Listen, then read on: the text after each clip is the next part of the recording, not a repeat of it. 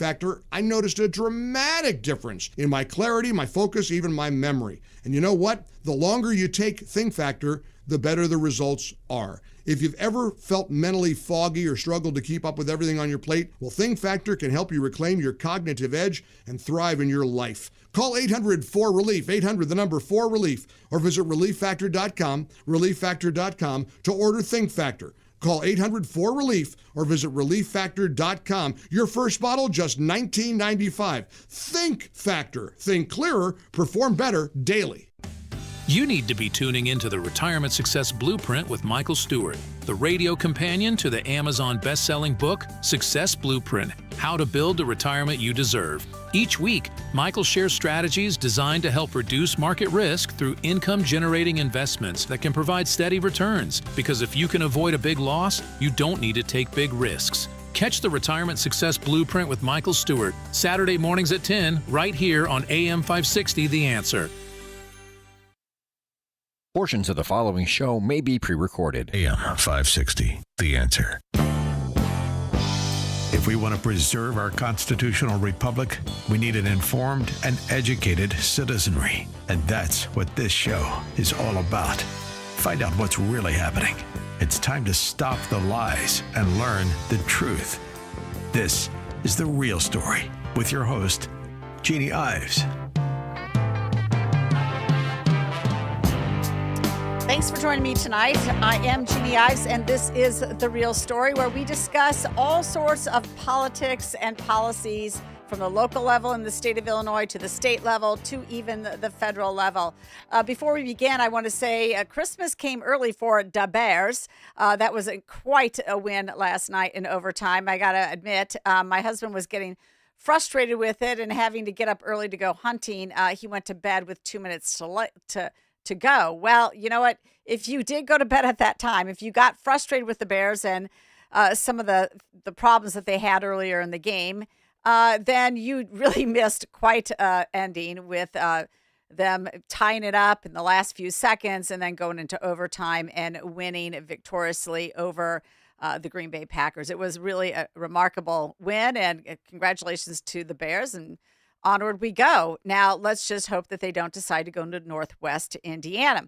And I got to tell you, it's kind of comical right now because you've got Pritzker out there assuring people that he will not support any taxpayer money going to the Bears for a stadium here, whether it's in Chicago for an upgrade or Arlington Heights for that matter, or anywhere else in the Illinois. He's pretty much signaled that he's not interested in any taxpayer funds to the Bears. Now, this is unbelievable because they're an iconic American team. They are the quintessential Chicago team.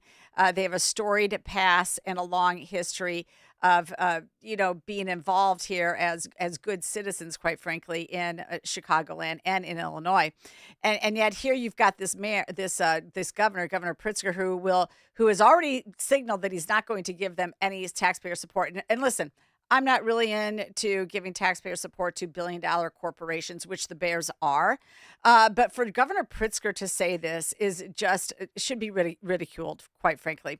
And here's why. I mean, this is a guy who has already given about the equivalent that the Bears are asking for, around $833 million, I think is the figure I heard that the Bears wanted. About that same amount, he has already promised to Rivian. Sure, he did. $827 million to Rivian, who has yet to turn a profit on any single vehicle that they've produced. They are operating at a loss year over year over year over year, and we have been giving them taxpayer funding since they first came on the scene and bought that plant in Normal, Illinois, so that's around 2016. And so he's funded them. He's given, the Goshen, which is a CCP-backed company, our number one adversary, the Chinese Communist Party, is heavily involved in Goshen High Tech, which is a parent company of Goshen Incorporated. And he gave those guys $536 million. The Bears, nope, not interested in doing that. He's given he's spent probably about $2 billion so far on illegal immigrants in just the last 4 years. And of course, we can prove to you that it's about $1 billion going to politically connected NGOs. Speaking of politically connected NGOs, did you catch the story as well about the headline from the Chicago Tribune. I do appreciate some of the investigative reporting they do. Headline: Before Congress, Jonathan Jackson owned a construction firm. It got $750,000 from Pritzker's Rebuild, Illinois. You don't say. You don't say. Sure enough, Jonathan Jackson there playing the minority business owner guy, which is interesting. It says here that before Jonathan Jackson entered Congress in 2023, a construction company he owned received nearly $750,000 through Governor J.B. Pritzker's landmark Rebuild Illinois infrastructure program. Even though records show the company had scant experience and initially lacked the certification it needed to acquire state funds as a minority business. The payments to Jackson's 3I Roadwork Incorporated began in the year after he endorsed Pritzker's first bid for governor in 2018. That endorsement came months after Pritzker's campaign quietly hired Jackson as a $13,000 per month political consultant. The revelations about the state work and the political connections illustrate closer ties between the two Democrats than previously understood, as they both seek third terms next year and as Pritzker's name circulates as a potential candidate for president in 2028. Oh boy, aren't we quite cozy in the Democrat Party? You scratch my back, I scratch yours, and we'll use taxpayer money all around. And that's exactly what appears to be happening here. They need to do more of these investigative reports. We need to get to the bottom of this. To me, it sounds like a complete ethics failure. But you know what I say, and I've always said this: you can write all the ethics laws that you want. If you don't actually elect ethical people, it doesn't matter. They will find a workaround, and it appears that Jonathan Jackson certainly did here. So, yeah. There you go. So J.B. Pritzker rather invest in Jonathan Jackson's minority business. He rather give money to illegal aliens. He rather give the Chinese Communist Party back to Goshen, $500 million. And he rather bail out Rivian, EV company that, he just gets off on because he thinks that's the way of the future, and it's not. So that's what he'd rather do with your money, and instead tells the Bears. And he does this, by the way, in the middle of like a winning streak, where they're actually doing really, really well. And people are getting behind him, and they're getting excited about a sports team that's headed to victory here. And he's like, no, I'd rather give money to green energy scam companies and the Chinese. That's what he'd rather do. I mean, honestly, if you want to comment on this, please call in. The number here is 312-642-5600. So when you see this, J.B. Pritzker out there thinking that, and you want to believe that, or he wants you to believe that he's standing up for taxpayers because he's not going to give the Bears a bailout. I mean, really, just look at everything else that he has bailed out. It is comical that this guy is going down this road. And I wish more politicians would call him out for it. And by the way, you know what? I can think of a lot worse things to invest in than the Bears sports team. No doubt in my mind that they will probably return much of the revenue generated for any debt that is going on. Now, there is another problem here, too. There's a little bit of a disagreement between the two sides on whether or not about $500 million, $500 million was ever paid back on initial loans that were done, that were given to the Bears for the rebuild of Soldier Stadium. And from what I'm hearing, it appears that actually the state of Illinois was responsible for some of that repayment, and only decided to do interest-only loans payments on it rather than pay down any principal, which has meant that the debt has ballooned. I'll get more details on that. I didn't fully investigate that story, but that's another little side discussion going on as we do talk about whether or not the Bears are locating.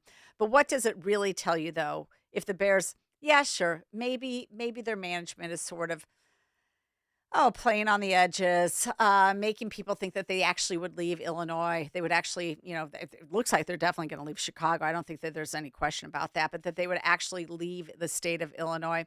Would they actually do that, or are they just trying to essentially cut a deal or force a deal to be had where they do get some benefits for projects? Now, they say that they're only interested in getting some infrastructure improvements out to the Arlington Heights campus, where they're planning on building a massive stadium. I believe it's an enclosed stadium. It's going to have all sorts of venues for shopping and entertainment. And this is what you actually see in places like Foxborough, where the New England Patriots play. You see huge shopping venues and all sorts of things going on there. So that's what they want to build. And so for doing that, they would like to see, rail line pushed out to there, have the Metro push out to a station out there. They'd like to see some road construction happening. And that's another thing. Like, what do we spend on Obama Center?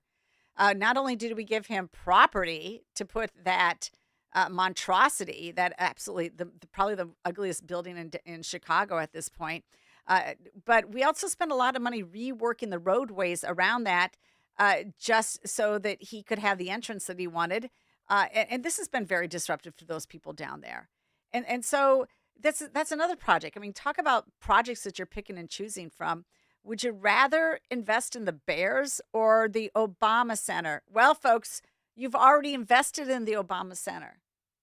And so, again, I'm not one for taxpayer funding of this stuff.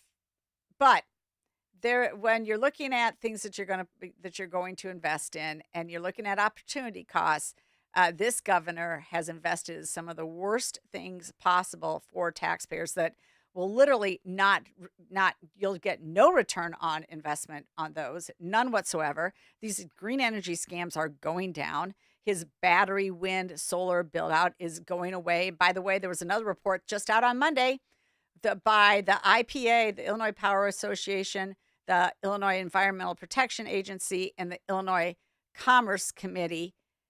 All three of those came together for a report on our resources, our resource adequacy for energy in the out years. And all in this entire report, it's 222 pages if you care to read it. I read parts of it, but the entire report essentially says, buckle up, ratepayers, because you're going to be paying a lot more for your energy, and we can't assure that you're going to have enough of it either. So, damning report. Honestly, they try to put a spin on it because, of course, all those agencies are controlled by Governor Pritzker. So they spun it as, we just haven't done enough to, replace coal and natural gas with wind, solar, and batteries. You'll never, ever be able to do enough to replace the amount of energy that we get currently from coal and wind with solar, wind, and batteries. Coal and natural gas. You'll never be able to replace that. Nuclear projects are 10 to 15 years out. Can we speed that up? Great if we can. That's awesome. We're still going to be natural gas dependent, and actually coal dependent as well. So this is all such a huge boondoggle. And again, this goes right back to the beginning where I started. What are you investing in, Governor Pritzker? For me, you have picked a whole bunch of losers in this portfolio in the last 7 years, and you need to be voted out of office before you do any more damage. Okay, I've got a lot more to discuss. We'll be right back. If I can get State Representative Chris Miller on the line, we will discuss that non-citizen, quote unquote non-citizen, police officer who got reinstated in Hanover Park. The Freedom Caucus did a big piece on that, and if he is available, we're trying to get him. We'll be talking about that. This is Jeannie Ives with The Real Story, and we'll see you in a few minutes. Talk to you later.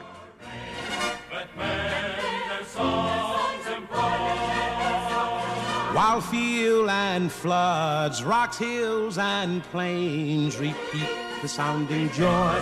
Ready for some holiday magic? Pack up the family and cruise over to Go-Bert's Farm in Pingree Grove, where 2 incredible Christmas light shows are waiting to light up your night. First up, the Go-Bert's Christmas Drive-Thru Light Show. We're talking millions of lights synchronized to music that'll have you cranking up the volume. Picture this: dancing penguins getting their groove on, snowflakes cascading all around you, reindeer galloping through enchanted fields, plus a dazzling tunnel of lights that's pure Christmas magic. But wait, there's more. The legendary Larson Christmas Light Show, the one everyone's been raving about from Campton Hills, is now right here on the Go-Bert's property. 30 minutes of jaw-dropping lights, spectacular special effects, and surprise character visits that'll make the kids lose their minds with excitement. Here's the best part: you can experience both shows in one epic night. Perfect for families, couples, or even your company party bus. Because yes, limos and party buses are totally welcome. Per vehicle pricing keeps it affordable, but grab your tickets online now because these shows are selling fast. Visit Go-Bert's Birch.com for tickets, times, and all the details. Go Birch Farm, where Christmas dreams come to life. Did you know a will alone does not keep your family out of court when you die?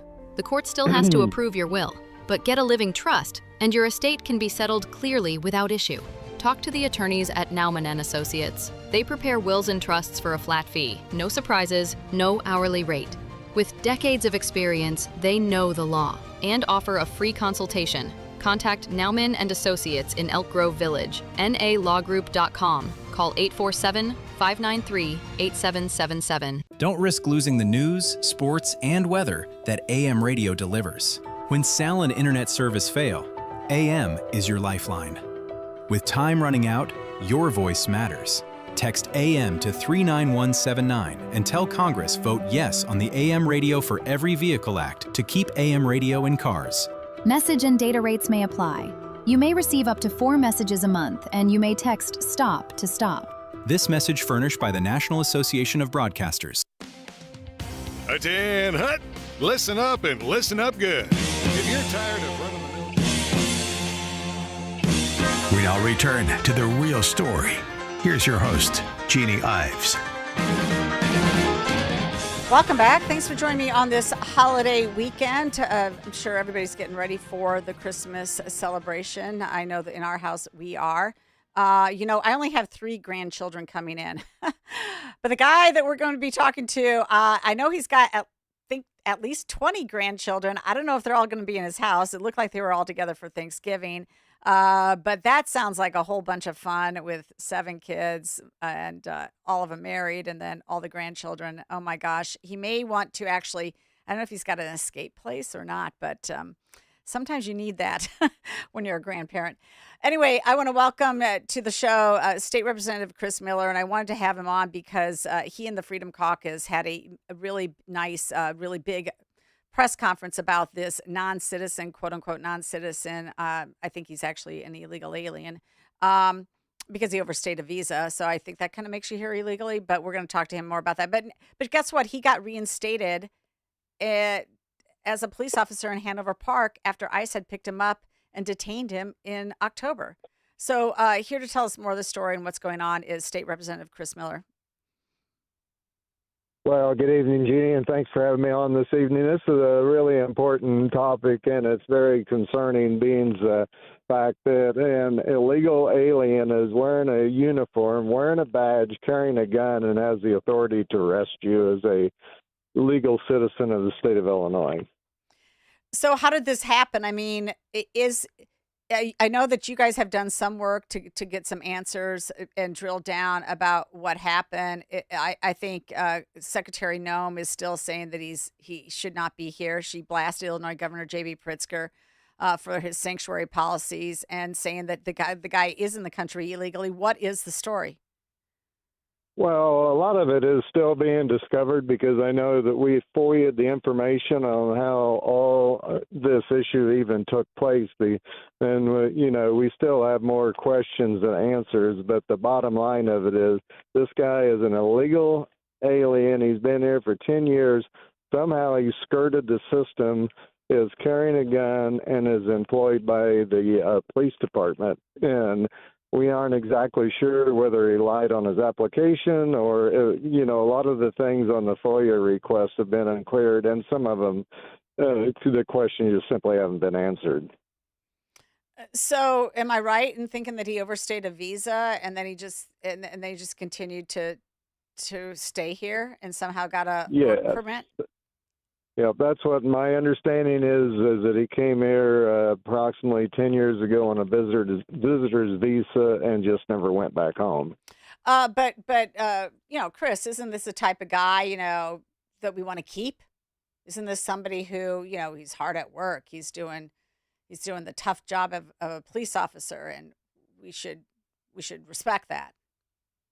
Well, I don't think that you ever reward lawbreakers with a job working for the law enforcement agency. I mean, it seems like almost an oxymoron when you listen to yourself say that we have an illegal that broke the law. Now he's working for the law enforcement community. I mean, give me a break. Well, I mean, here's the problem, right? So you have a lot of folks who did come over illegally, overstayed a visa, or just walked across the border. However they got here, they came here, they stayed, they're here illegally.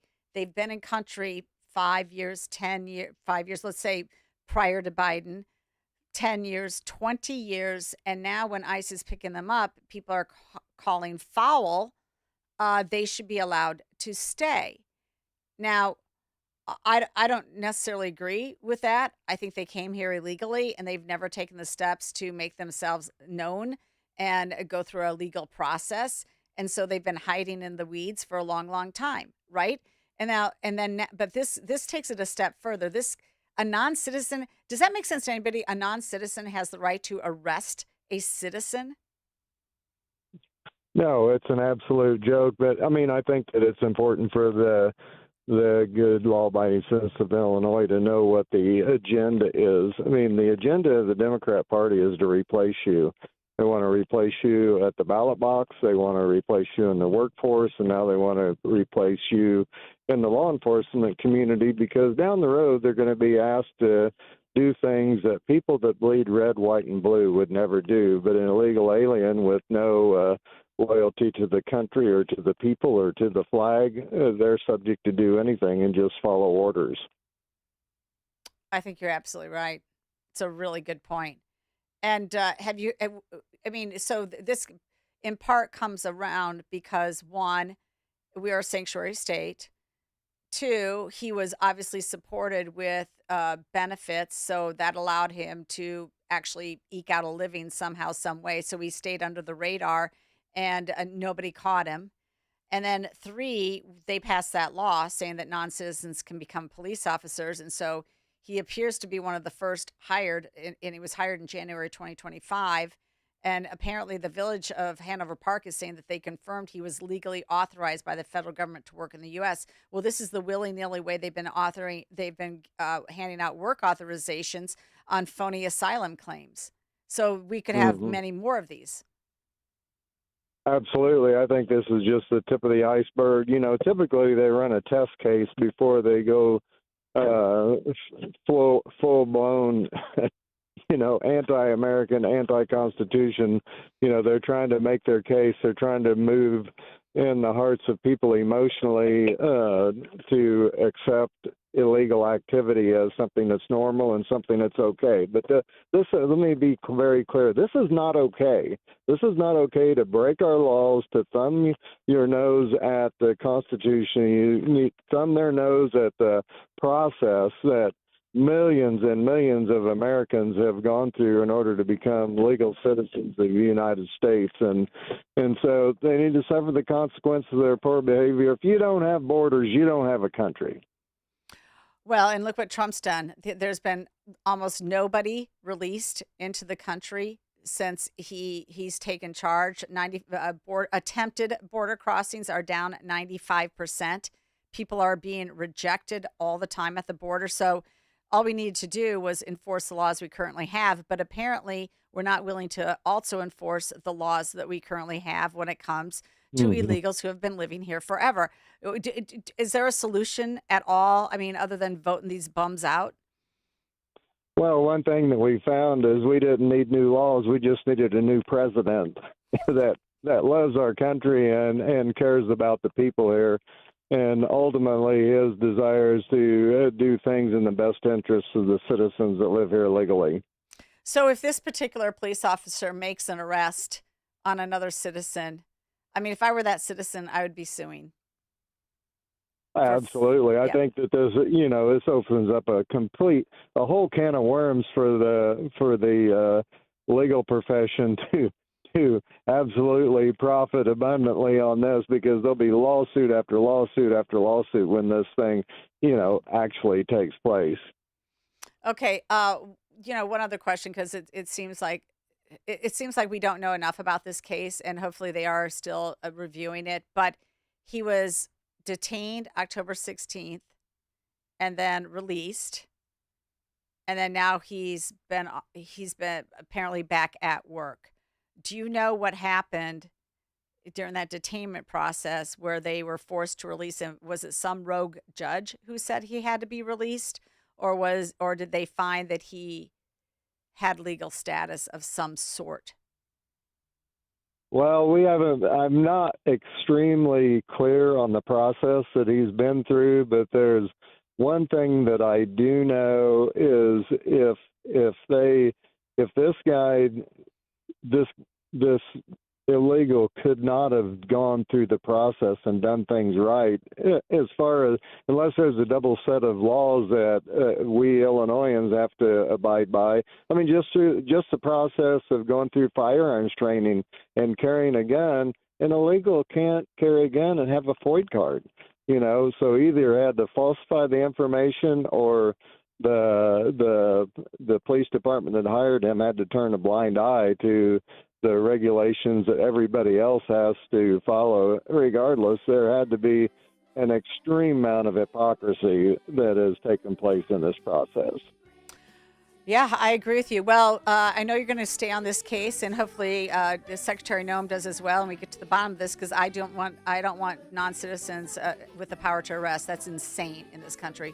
Yeah, absolutely. Thank you so much, Chris, for your time. You bet. We'll be right. Merry Christmas. Merry Christmas. We'll be right back. To you and your kin, we wish you a Merry Christmas and a Happy New Year. Larry Elder wants facts in the argument. It just drives me crazy whenever there is a mass shooting and the immediate call for people on the left to demand more gun control. Never, even on Fox, do you hear somebody say, well, let's also consider how often Americans use guns to save lives, themselves or others, or bodily injury. It just seems to me that should be relevant. The Larry Elder Show, weeknights at 8, right before Sean Hannity at 10 on AM 560.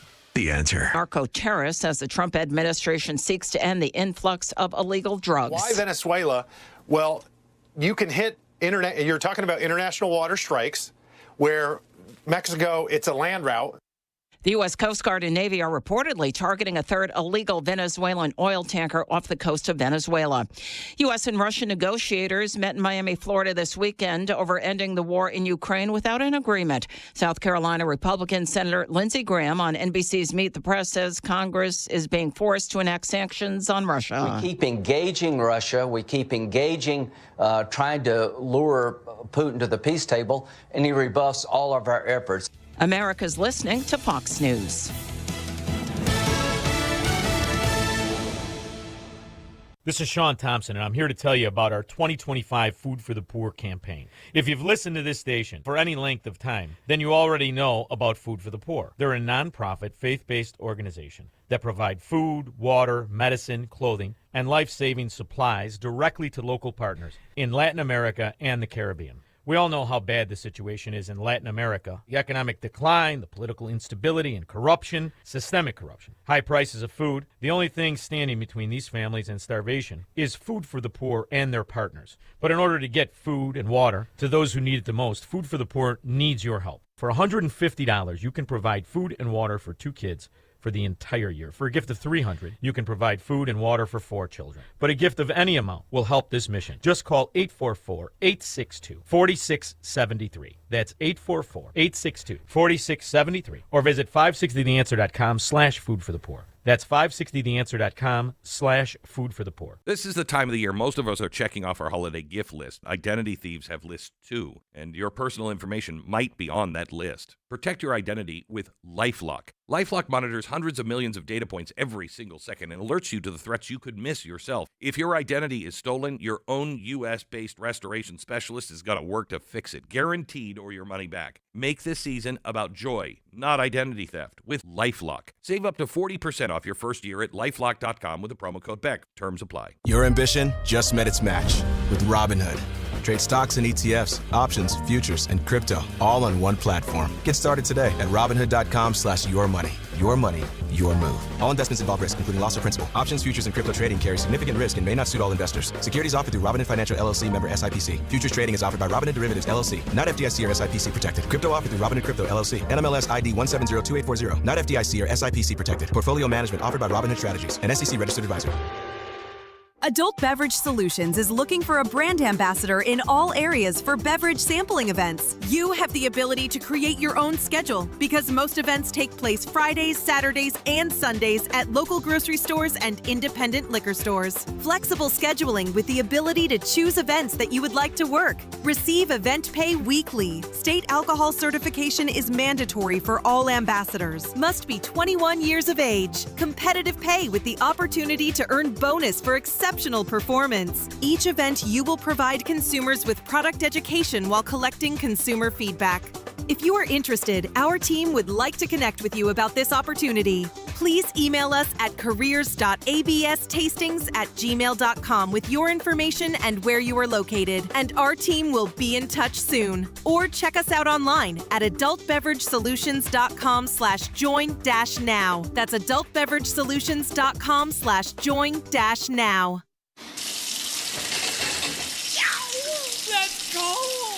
Don't get stuck with a cold shower this winter. Give CenterGuard Plumbing a call. Get a new 40-gallon water heater installed for just $1,195 for standard installation, or a 50-gallon heater for $1,295 standard installation. A proud new sponsor of AM 560, CenterGuard is offering specials on new water heaters. Old man winter is here. Don't get stuck in the cold, and the same can happen to your water heater. If you're having hot water issues or your water heater's over 8 years old, take advantage of this winter special today. CenterGuard Plumbing is Chicagoland's same-day water heater experts. Call before noon and they can schedule your repair or install the same day on in-stock water heaters. They'll even haul away your old one no charge. You're only a text away from install today. Call 847-406-8883. Mention AM 560 to receive winter special pricing. That's 847-406-8883. Call or text 847-406-8883 or visit centerguardplumbing.com. You're listening to The Real Story with your host, Jeannie Ives. Welcome back. Thanks for joining me on this holiday weekend. We're on, I call it Christmas vacation. I don't call it winter break. You can call it what you want, but it's Christmas. It's Christmas vacation. As much as the public schools want to pretend that it's winter break. By the way, first day of winter is today. Shortest day of the year is today. I always like it when the days start to get longer. I like my sunshine. Anyway, we've seen what disruptive politicians can do to break up traditional coalitions. Trump is obviously one of those politicians. You could also put AOC and Ma'am Danny in that same category.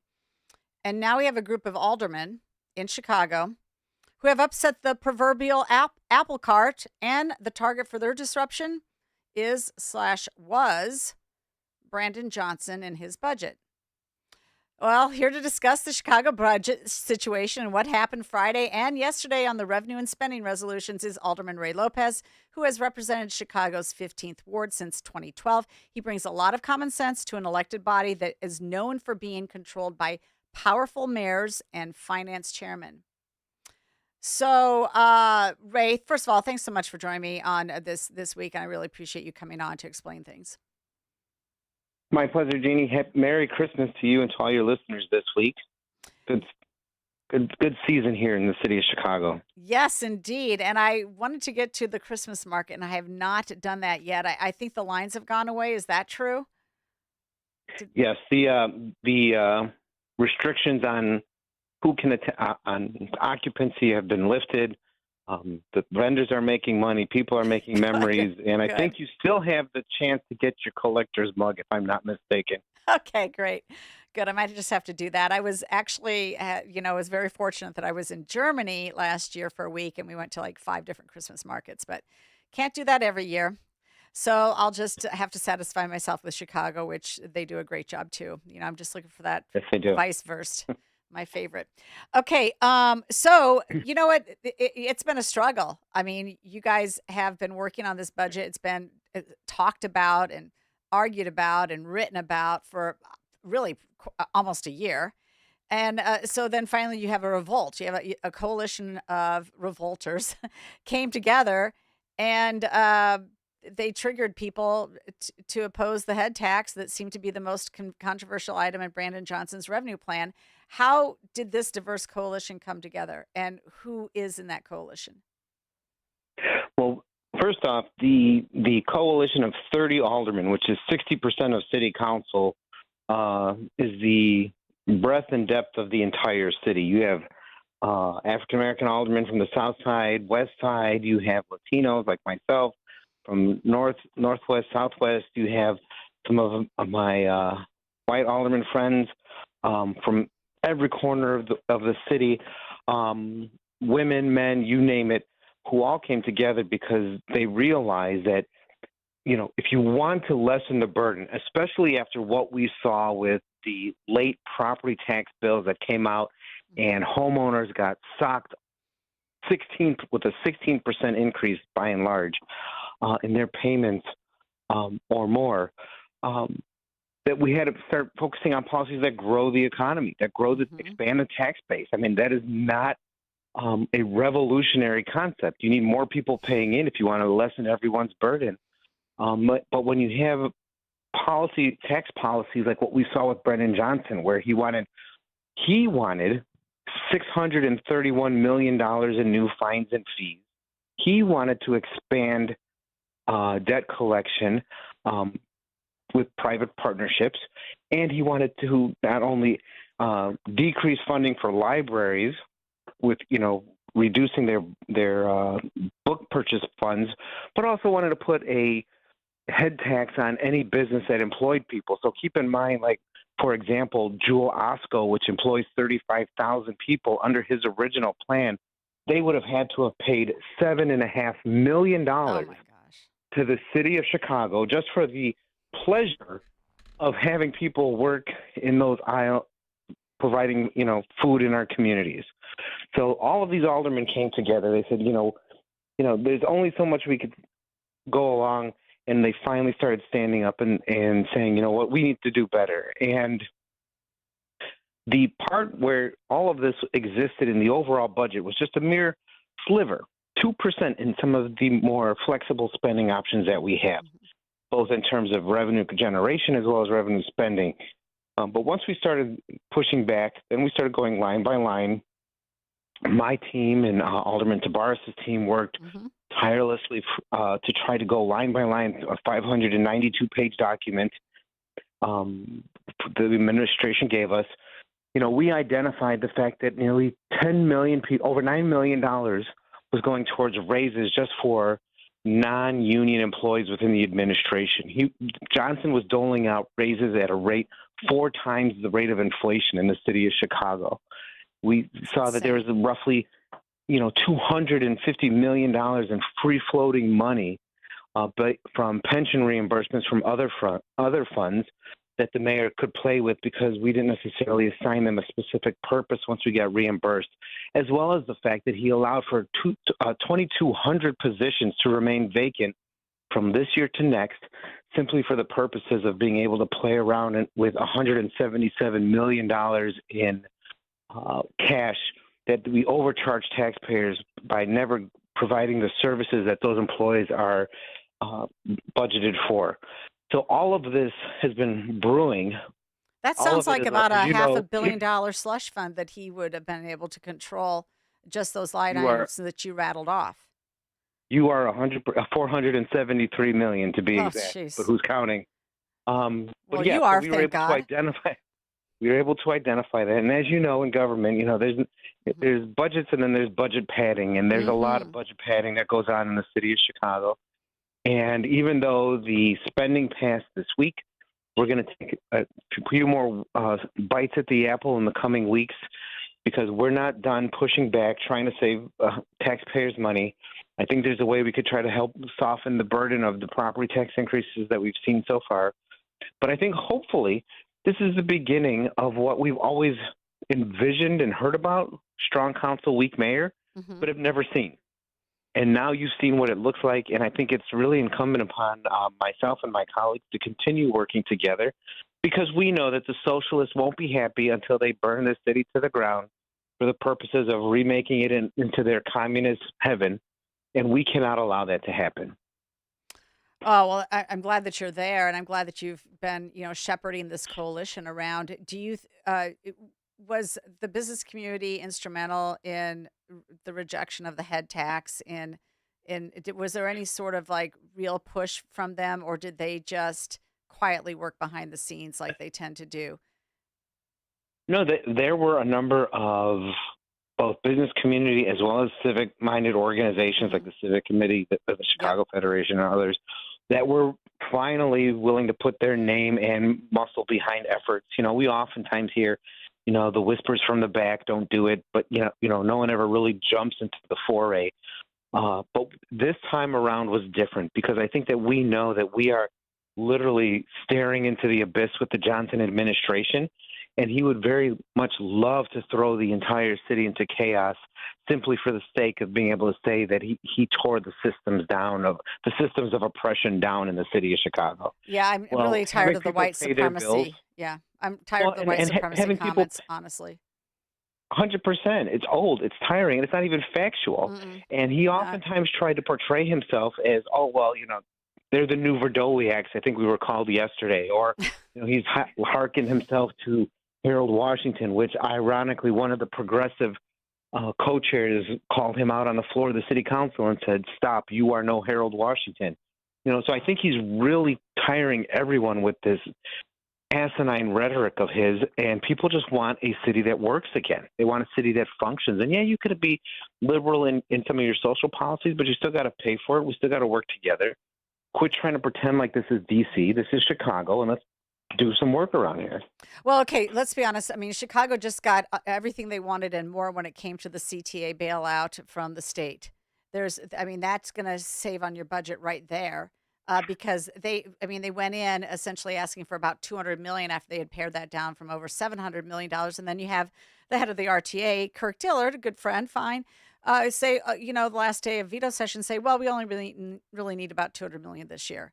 And then what they come out away with? They came out away with like a $1.5 billion package just for the transit. Now, not all of that's going to CTA, but a hefty amount will, and that's going to help on the budget. I mean, I don't know that Chicago needs to come back to state taxpayers to ask for anything more. But let's get into something else here.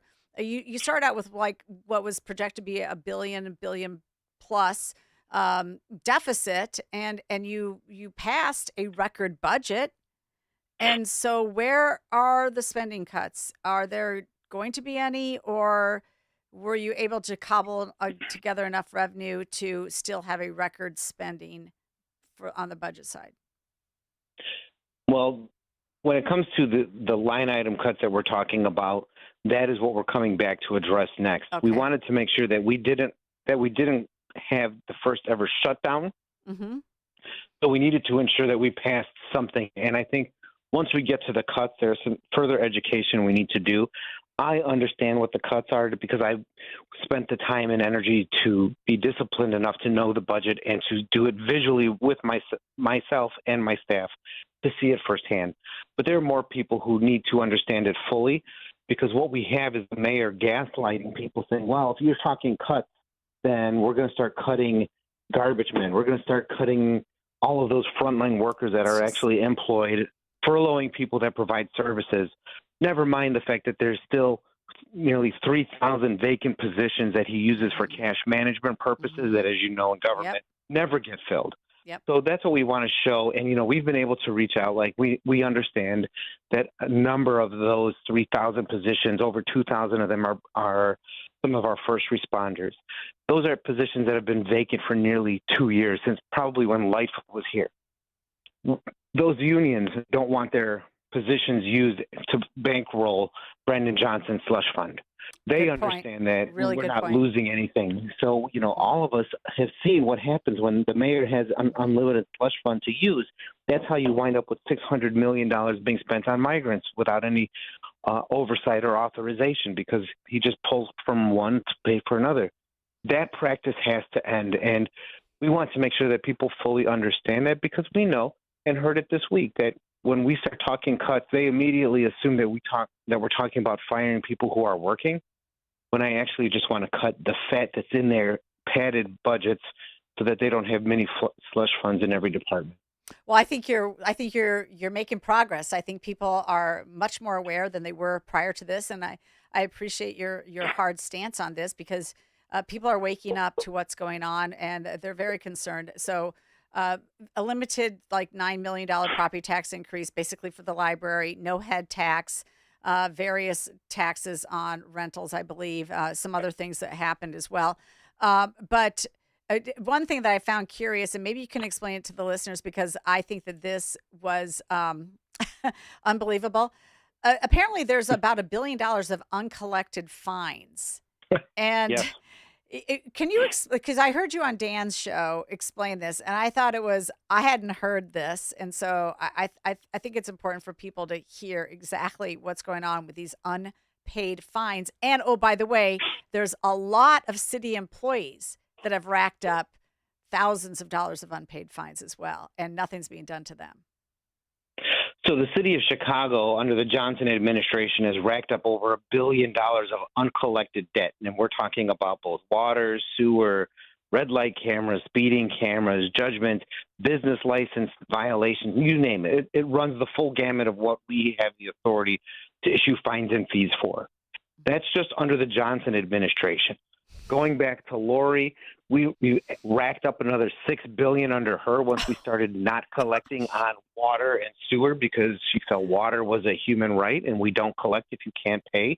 And what we have seen happen under her and now under Brandon Johnson is that, if you are from a disadvantaged community or if you are a particular ethnic demographic, we're not going to try to collect on any of that debt. It's not means-tested forgiveness. It's simply redlining individuals who can pay and saying, you're in this community group, you are in this target group, we know you have the ability to pay, so we're going to collect only from you. That is why the city of Chicago only collects 10 cents on every dollar that is owed to it, and why, even if you had $1 billion gap, if you merely collected the outstanding debt just in a year, you would not have had any of these revenue conversations because you wouldn't have needed it. This is something the suburbs do all the time. They collect, run through the Illinois Comptroller's office or through the circuit or through the court system to ensure that they're able to get what is owed to them so that they're not subsidizing bad behavior any more than we already do. Brandon Johnson doesn't want to do that. They actually put out a great heat map that shows where they don't collect from. And it's basically the south and west sides with some smatterings in between. But it's incredulous to us that have to pay that you willingly allow 90% of the scofflaws to walk away without ever being given notice that they owe or even trying to collect, even when they are, as you said, they are teachers, they are DTA, they are city colleges. All of their employees can have thousands of dollars of debt and never be under the directive to pay because we don't have any intergovernmental agreements or work with the state to go after that money. The only sister agency that helps us is the Park District. Okay, so this completely explains how Brandon Johnson was able to accumulate an over $3,000 water bill and not have had anybody pay it, shut it off, because he was in one of those red line districts where simply because Lightfoot felt like water's a right, nobody in this zip code needs to pay anything, even if they're making bank by being on the county board, by being a organizer with the CTU. It doesn't matter if they're making $100,000, $200,000. Correct. If they're in that zip code, they're not going to go after you for paying. Because I was always wondering, how does anybody rack up a $3,000 water bill when you know he's making well over $100,000? How do you do that? How do you do that in good conscience? It's because he felt like he had a pass. And he did have a pass. Not that he felt that he had it. He did have a pass. And this is something that has evolved out of, you don't want to hurt people who are already struggling, which sure, I we don't. understand. That's why we have LIHEAP and all sorts of other stuff. And that's why, I'm a volunteer with St. Vincent de Paul Society. We take phone calls. Hey, I need help with my utility bill. Can you help me with my water bill? Sure, we've got some extra cash to get you through this little issue that popped up with you. I mean, there's other ways, but you just don't not pay your bill because you're in a zip code. and you don't assume that everyone in a zip code can't do it. Can't pay their bill. Unable to pay. This because is insane. Even in the 28th ward, which Jason Irvin mentioned on the floor, 75% of his constituents are below poverty level. Understood. But that still means 25% of your constituents can pay, and they're getting away from paying.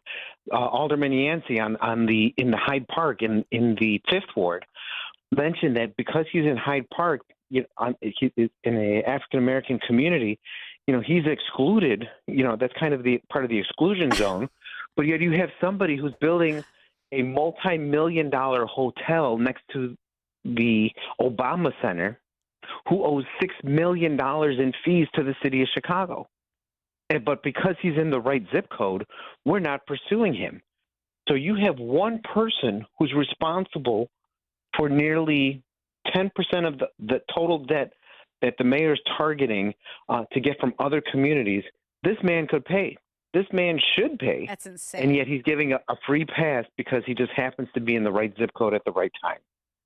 I don't even know how that's constitutional, but hopefully it's going to come to an end because so much has been raised about it. And then the mayor was kind enough to share all of the data that they've shown on what they're not collecting from who by neighborhood. It's on his website or on his Twitter. They show you which neighborhoods they expect to pay and which ones they don't. So I'm sure that's going to be addressed soon, because when you leave that much on the table, you are just burdening everybody else that does pay their bills and other communities who are already struggling. Oh, people need to sue them all. Sue them all. That's the only way you're going to get justice here. All right. Hey, I got to let you go. I want to appreciate you for giving me all this time today tonight on a holiday night. I really appreciate you. Merry Christmas, Ray. Thank you so much for your work and happy Merry holidays. Christmas to you and your family and to all your listeners. All right. Take care. Thank you. And we'll be right back. This is The Real Story with Jeannie Ives. All is calm, all is bright. This past year has been one of the hardest in MyPillow's history. It's because of you that they are making it through. They want to thank you for your continued support by passing on some Christmas specials to our listeners. Get the Children's Bible Story Pillow 5-pack for $29.98. My Slippers with a free bottle of leather protectant spray for $39.98. Blankets, comforters, and duvets for as low as $25, and a blowout sale on the standard MyPillows for just $14.98. So go to MyPillow.com or call 800-489-0201 and use promo code LIBERTY to take advantage of these wholesale prices, including the standard size MyPillow, originally $49.98, now only $14.98. Queens $18.99. Kings only $1 more. 800-489-0201 and use promo code LIBERTY. We know MyPillow products come with a 10-year warranty, but MyPillow has just announced that they are extending their 60-day money-back guarantee. That's right. Orders placed between now and December 25th will have their 60-day money-back guarantee extended through March 1st, 2026. Promo code LIBERTY.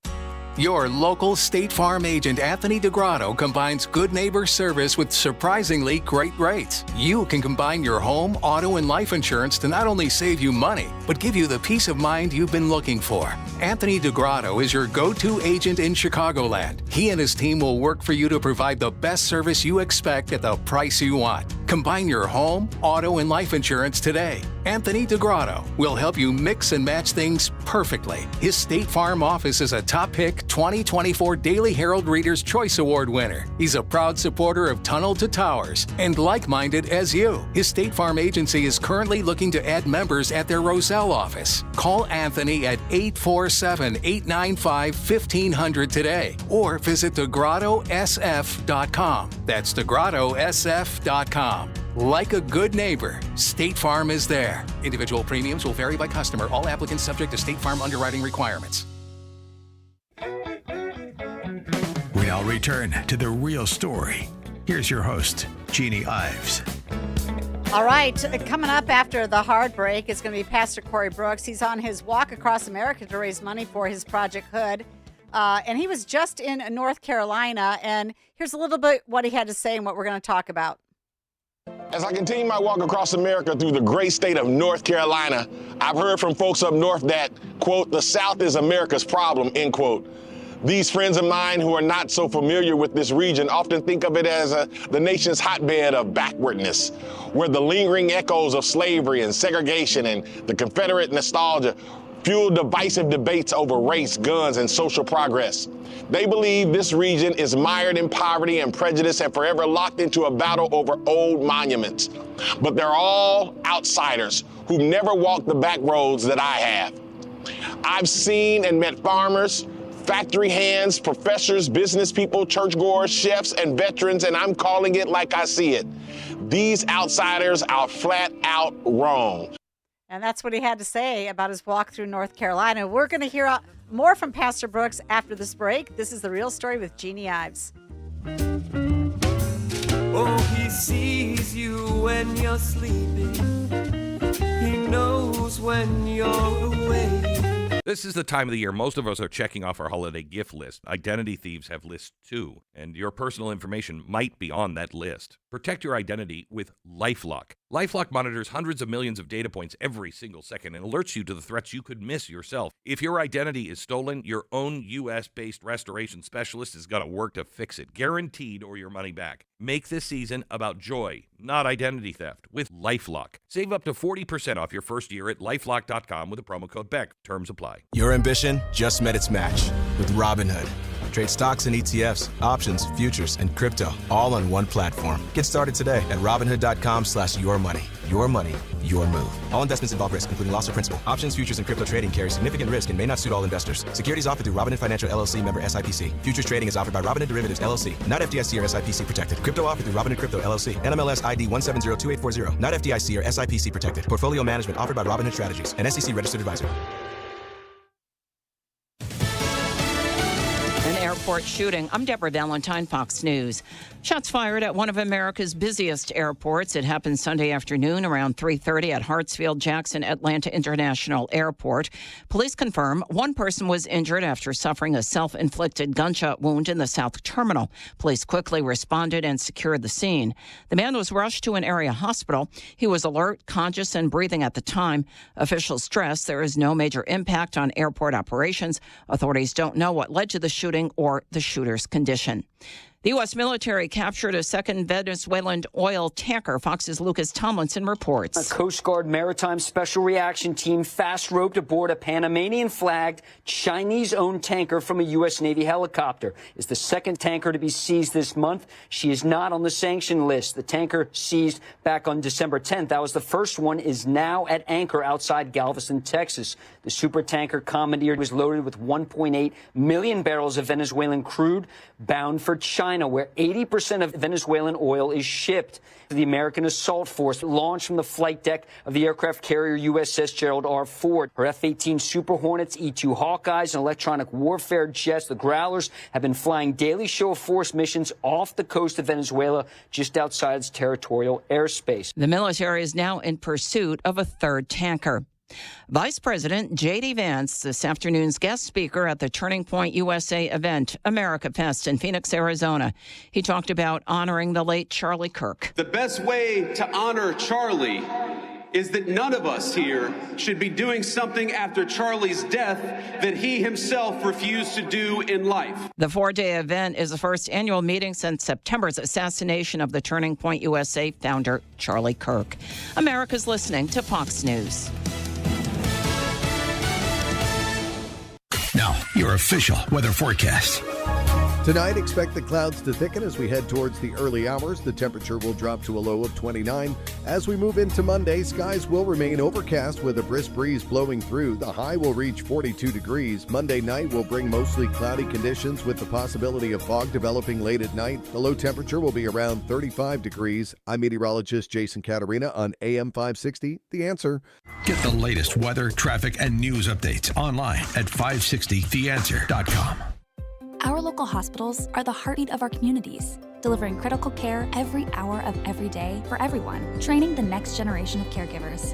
Beyond the walls, their benefit to the community is everywhere, driving the local economy and supporting local organizations, initiatives, and neighbors. Illinois Hospitals, healing communities. Learn more at team-iha.org.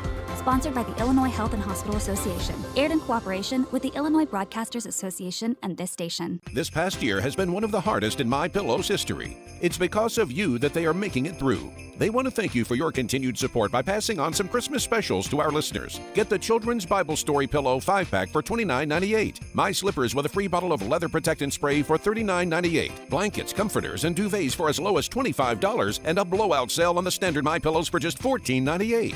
So go to MyPillow.com or call 800-489-0201 and use promo code LIBERTY to take advantage of these wholesale prices, including the standard size MyPillow, originally $49.98, now only $14.98. Queens, $18.99. Kings, only $1 more. 800-489-0201 and use promo code LIBERTY. We know MyPillow products come with a 10-year warranty, but MyPillow has just announced that they are extending their 60-day money-back guarantee. That's right. Orders placed between now and December 25th will have their 60-day money-back guarantee extended through March 1st, 2026. Promo code LIBERTY. The holidays are here again, and it's really getting cold outside. It's time to snuggle up by the fireplace with a delicious mug full of Bob's Belgian hot chocolate. Oh my gosh, it's so good. Each sip is so rich, so luxurious, and oh so chocolatey.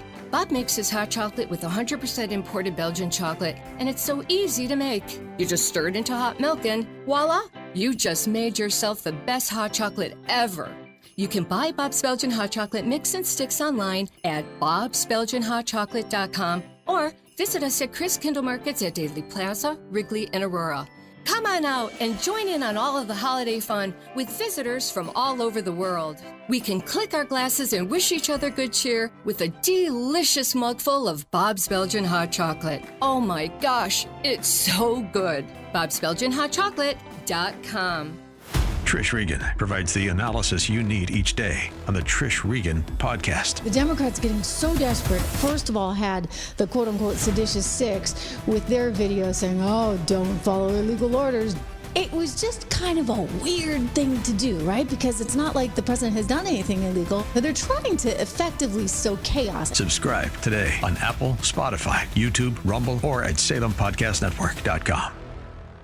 The Liberty Cigar Company was founded with one mission in mind, to tell America's magnificent story. We pay homage to the seminal people in American history by way of a meticulously crafted premium cigar, custom blended to match the personality of the one so honored. This holiday season, give your special someone the gift of history, as told by a Liberty cigar. Every box is beautifully gift-wrapped at no charge. Check out all our cigar collections at libertycigars.com. That's libertycigars.com, where every cigar has a story to tell.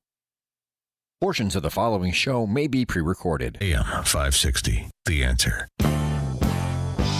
If we want to preserve our constitutional republic, we need an informed and educated citizenry. And that's what this show is all about. Find out what's really happening. It's time to stop the lies and learn the truth. This is The Real Story with your host, Jeannie Ives. Well, just before we went to break, I played you a short clip of Rooftop Revelations from Pastor Corey Brooks, and he was discussing his walk across North Carolina, and he's going to be on in just a moment to talk more about that. But I did want to play a little bit more of that clip. I thought it was really good. He does these quite frequently, and he's so eloquent in how he puts it all together. But take a listen to what he had to say about what's happening in North Carolina, and as you listen, of course, you'll want to compare it to the state of Illinois. Speaking of the individual, I've seen hardcore work ethic everywhere I go.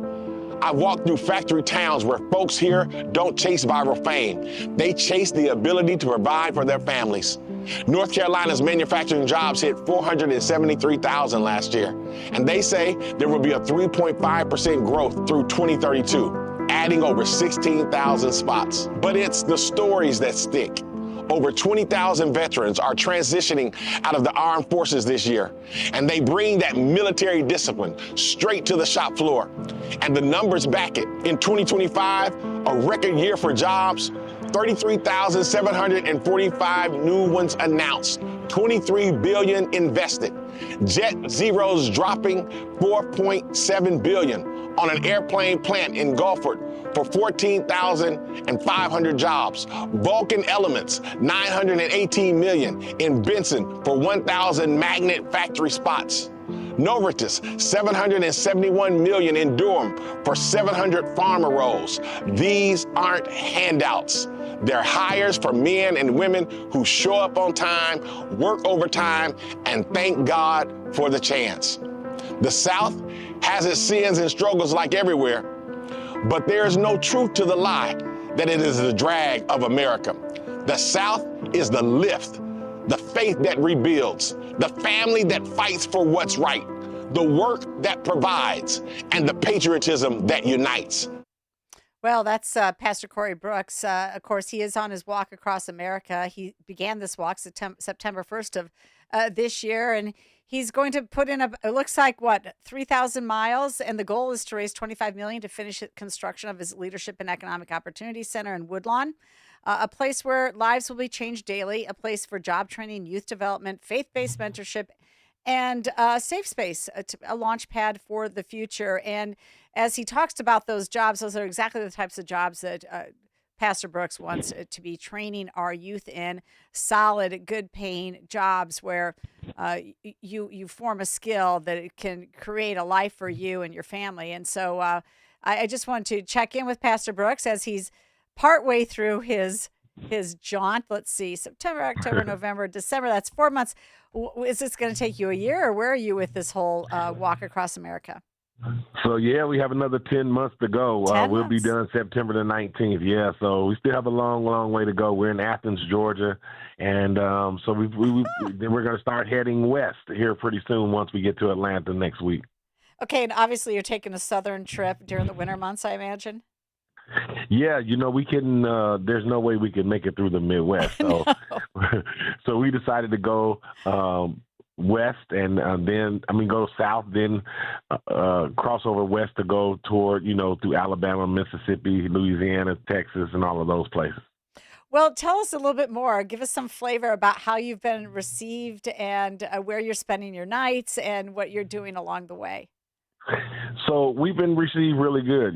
People have been so nice to us. We met some great people, especially in Greenville, South Carolina. That's probably one of the nicest places we've been as far as it relates to people who have just treated us overwhelmingly with kindness. So we really appreciated that. We have a big RV that was donated by Doring Landscape. Rick and Cindy Doring had an RV that they weren't using, and so they donated it to us, and we're really grateful about it. Our team gets to sleep in those, and then we have a little small van as well. So at nights, we're doing the best we can, and sometimes every now and then we have families that are donating nights in hotels, so we'll get to stay at a hotel. Oh, wow.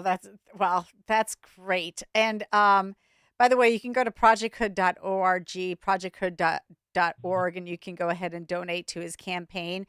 And in fact, people can join you along and walk alongside you. Is that correct? Yeah, it's projecthood.org, projecthood, HOOD, projecthood.org, and people can donate. They can donate their time, their treasure, and come walk with us. We would love to have them, especially as we go across the South. I'm sure there are going to be a lot of people who are going to be coming to visit and hang out with us, and we really appreciate that. But we look for people to invest whatever they can to help us with the walk, and it's going to be a tremendous opportunity to give to the lives of transforming lives on the South Side of Chicago. And how have you been received by the media along the way? Have you gotten some local media's attention?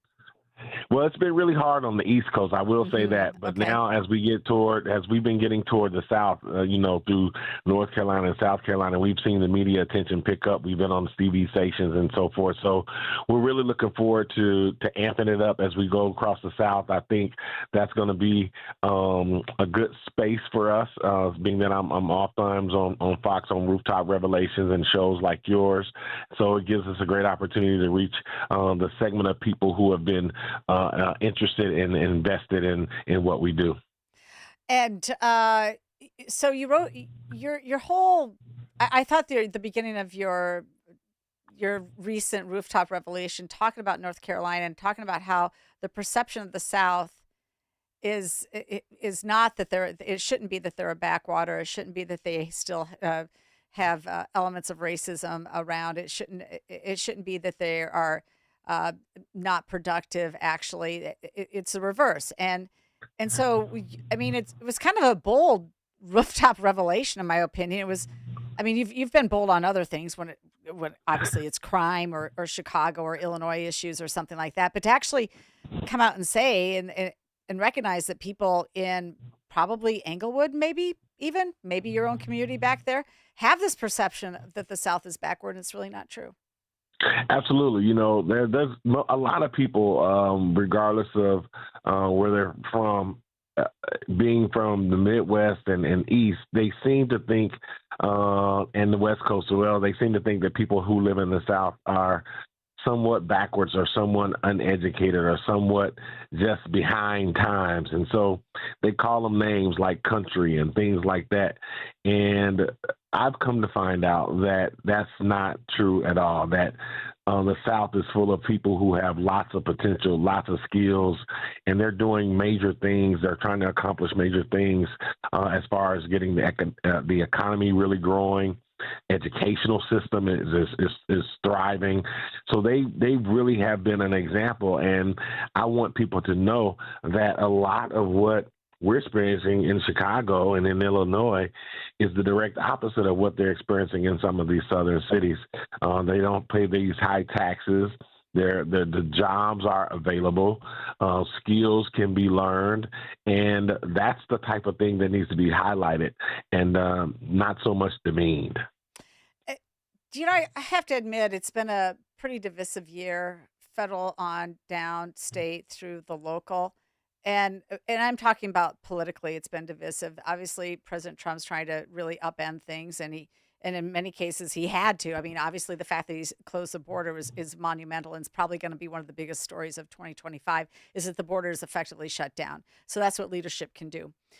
But when you think about Illinois, and maybe it's just because I sort of live in this arena every single day, I do feel like there's way too much emphasis on politics rather than just getting the work done. Do you find that in where you're visiting, where you're going, are people engaged in the political talk as much as they are up here, or is that something that you can't really figure out? Yeah, I've paid close attention to it, and it's interesting that you say that because in Illinois and in Chicago specifically, all you hear is politics. Mm-hmm. All you hear are the fights, and all you hear about are the political points that are being made. It was kind of like that in New York, but as we started to move across the country and get away from New York and Philadelphia and Washington, D.C., and Virginia, and started moving into the South, we haven't heard as much political thought. They still talk about politics, but it's not as heightened as it is in the state of Illinois. Mm-hmm. Yeah, no. And yeah, so, well, that's a takeaway as well. Now, will you be able to get back home for Christmas?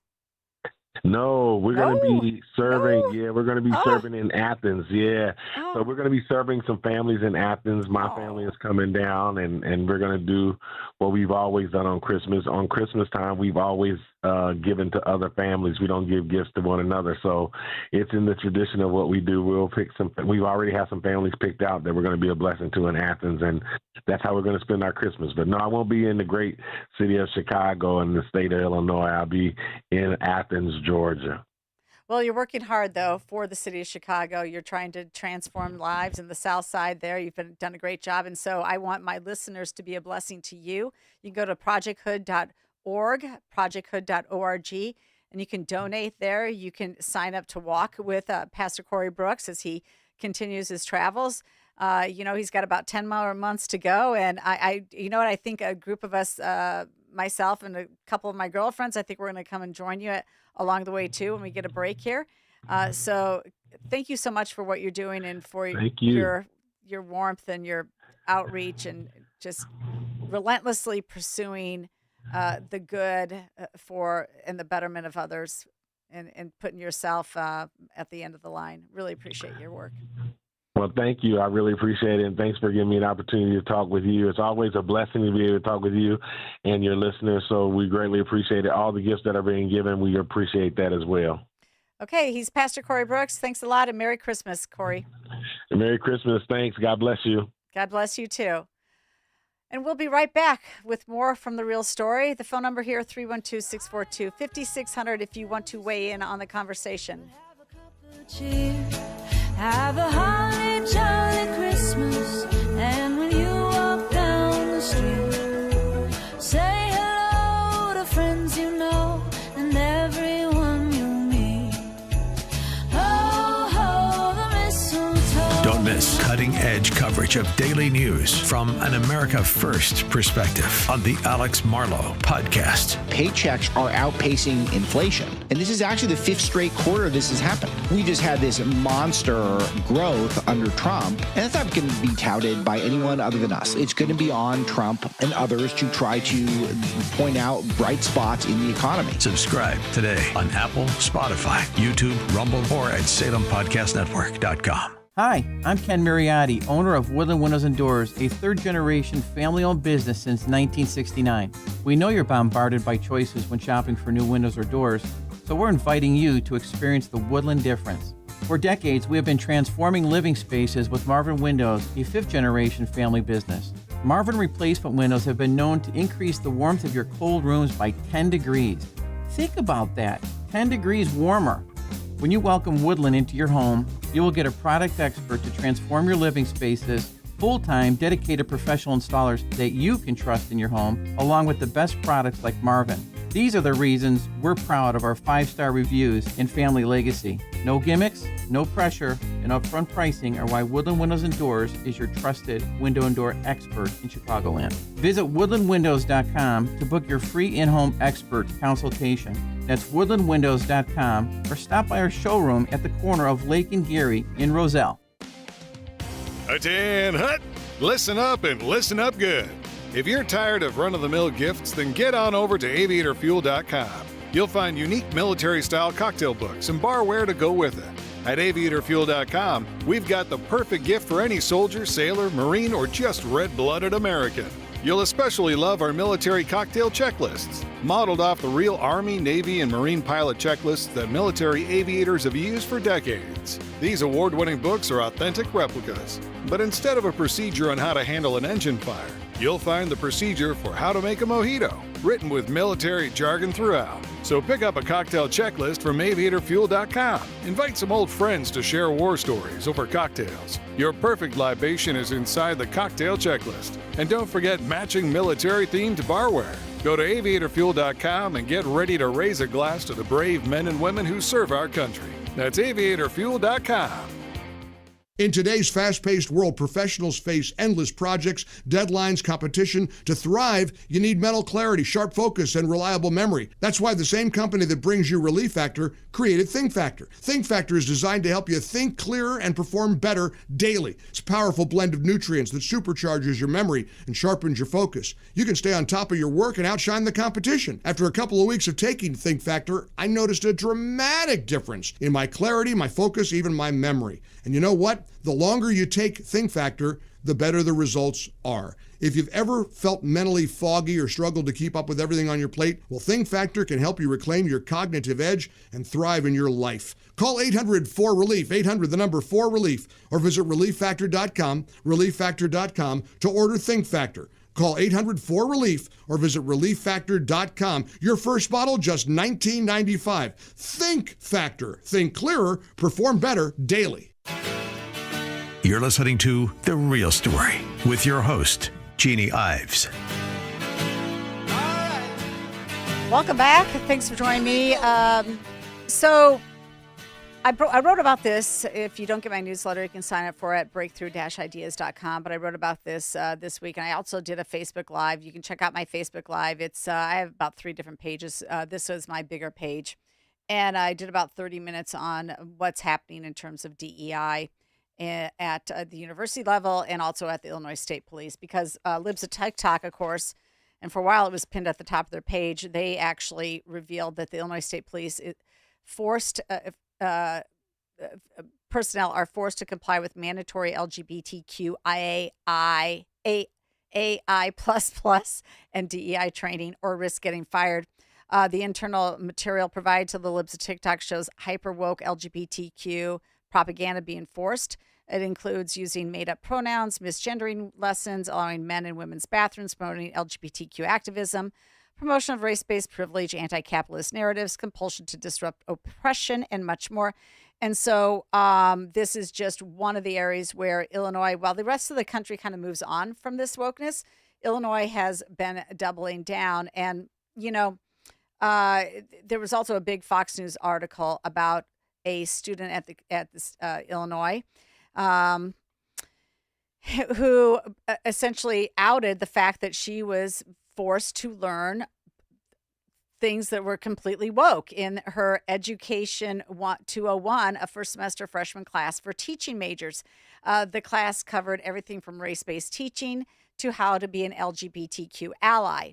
And in fact, one of the slides literally said, schools are part of a larger political system. As such, education at its core is inherently political. School is a political place because so many adults, e.g. educators, policymakers, parents, have a vested interest in the future generation. Yeah, no kidding. We all have a vested interest in the future generation, and we don't want them indoctrinated with your woke garbage. But they know that. They know that how important education is to the indoctrination of the young kids. And so that's why they're pushing this in our teaching schools. The PowerPoint presentation, included things that about pronoun usage and everything else. And one of the slides on racial identity says, what does it mean to help students understand their privileged identities? That's what a question asks. What does it mean to help students understand and embrace their minoritized identities? So another component was, of course, teaching social justice.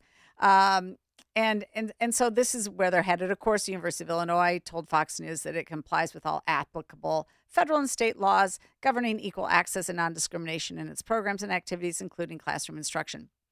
Now, what's shocking to me is that people are shocked by this because in 2021, the Joint Committee on Administrative Rules on a party line vote in the state of Illinois, with the Democrats all voting in favor of it, voted to require culturally responsive teaching and leading standards be taught in our teaching curriculum at the university level. So those classes that teach teachers how to teach must teach them culturally responsive teaching and leading standards. And of course, this is all in the open. You can look it up, but the timeline for implementation was about a 4-year timeline, with the final product being delivered to the classrooms this semester. So you've got this young girl. She's in this education class. She wants to be a teacher, and she's getting slammed with LGBTQ and racist ideology that she is told that she has to adopt and then spread in her own classroom when she becomes a teacher. Yeah, well, this is what they did.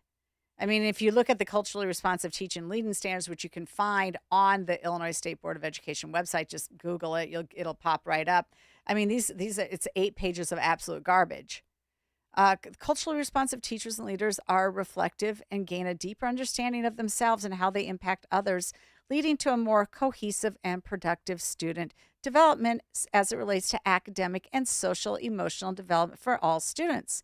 And so the culturally responsive teacher and leader will understand and value the notion that multiple lived experiences exist, that there's often not one correct way of doing or understanding something, and that what is seen as correct is most often based on our lived experiences. Oh, good Lord. I mean, help us. This is ridiculous. I mean, it goes on and on. It encourages teachers to explore their own intersecting identities, how they were developed, and how they impact their daily experience of the world.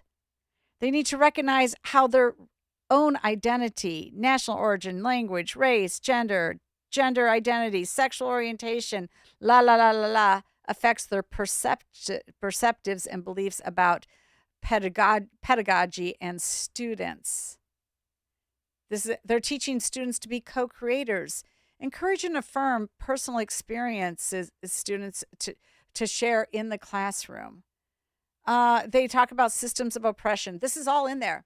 So nobody should be surprised that what's coming out of that we have problems in our education system. And my cultural and education writer Lori Higgins wrote about this in an article that was just published. New Year's Eve terrorist attacks thwarted, and of course, it is about the FBI thwarted a terrorist attack plan for the New Year's Eve 2025 when agents arrested 29-year-old former New Iberia, Louisiana police officer and Marine veteran Micah Legnon, a man who now pretends to be a woman on his way to Baton Rouge. So she starts out with that story, but she goes on to talk about how these homegrown antisocial anarchists have drunk deeply the dregs of leftist ideology, which poured out of our universities and into every corner of American life, Lori Higgins writes.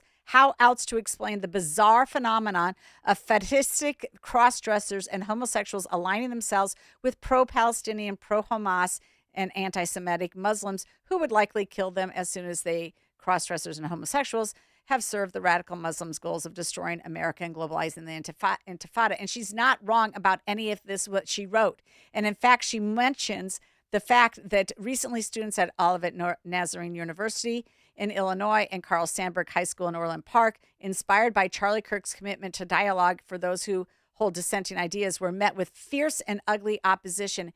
In one case at ONU, the leader of the Charlie Kirk group there got death threats. In the other cases at the high school, it was just absolute terrible what these high school kids did to folks who wanted to start a TPUSA group.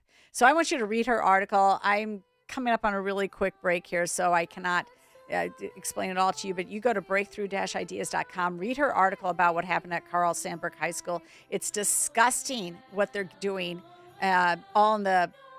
all because they're woke and they're being taught by woke people, and the administrators don't give a damn about the students. Not a damn about conservative students. We'll be right back with the Edgar County Watchdogs after this break. And by the light of what seems It's Christmas time again, and after the hustle and bustle of holiday shopping is over, it's all about family and friends. Enjoying time with loved ones makes the holidays even better. So go ahead and spend time with the family. Hey, we'll be here to give you breaking news and informed opinions when you get back to reality. Oh, and thanks for spending some of your year with us. Merry Christmas. AM 560, The Answer. Graham calling for increased sanctions on Russia as talks to end the war in Ukraine continue. We're going to be loosey with the football if we don't watch it. We keep engaging Russia. We keep engaging, trying to lure Putin to the peace table, and he rebuffs all of our efforts. He was on NBC's Meet the Press. The U.S. is targeting another sanctioned oil tanker off the coast of Venezuela. A U.S. official just sent Fox a statement involved in the operation saying, quote, the United States Coast Guard is in active pursuit of a sanctioned dark fleet vessel that is part of Venezuela's illegal sanctions evasion. Fox's Lucas Tomlinson. 2 tankers have already been intercepted this weekend. America is listening to Fox News.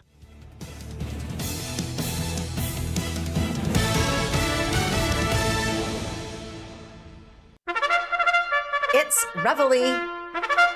Governor Pritzker signed the assisted suicide bill last week, further advancing the culture of death in Illinois. The bill passed with the bare minimum of votes in the Senate, and so a Pritzker veto meant the bill would have been dead. Pritzker wanted physician-assisted suicide to be part of his progressive legacy, though, so he signed it. After making Illinois a travel destination for abortion, Pritzker will soon make the state a destination for those seeking to end their life, or for the state or family members seeking to unburden themselves. Eventually, the killing will include people who are simply depressed, disabled, or feel they are a burden to others. But there's more you should know. Like other bills, there's a coercive speech component to it. The Thomas More Society noted that the bill forces doctors to become active participants and cooperators in a patient's suicide, no matter if their faith, ethics, or Hippocratic oath forbid it, by requiring them to refer for assisted suicide. Medical professionals opposed the bill, including the liberal Illinois State Medical Society and American Medical Association. But Pritzker doesn't listen to professionals or people of faith. He signed the bill 3 weeks after meeting with Pope Leo XIV, and reportedly, Pritzker mentioned the bill to him. For people suffering, medicine has developed extensive hospice and palliative care options. A compassionate society doesn't kill those suffering. It lessens their burden in every possible way. The bill is dangerous, too. It allows a patient to choose where and when to die with no medical professional around them. The drugs could easily be left where someone else, even a grandchild, could access them and take them unknowingly. Pritzker is a dangerous politician, as are those Democrats who voted for the bill. It's up to voters, especially those who profess to be followers of God, to take politicians who vote for dangerous, immoral laws out of office in 2026. I'm Jeannie Ives. Listen to The Real Story on Sunday from 7 to 9 p.m. and sign up for my newsletter at breakthrough-ideas.com. Hey, Chicagoland, your trusted friend Jeff here from JeffBuysYourHouse.com. Over the past few months, I've shared how our veteran-led team serves Chicagoland homeowners. Today, I want to share with you what your neighbors are saying about working with us. Like Mary in Downers Grove, who wrote, "They listened to my concerns about moving from my home of 30 years and created a timeline that worked for me." Or Tom and Carol Stream, who said, "Their team helped me sort through 40 years of memories with respect and patience." This is why hundreds of your neighbors have given us a 5-star Google review and an A+ rating with the BBB. We don't just buy houses.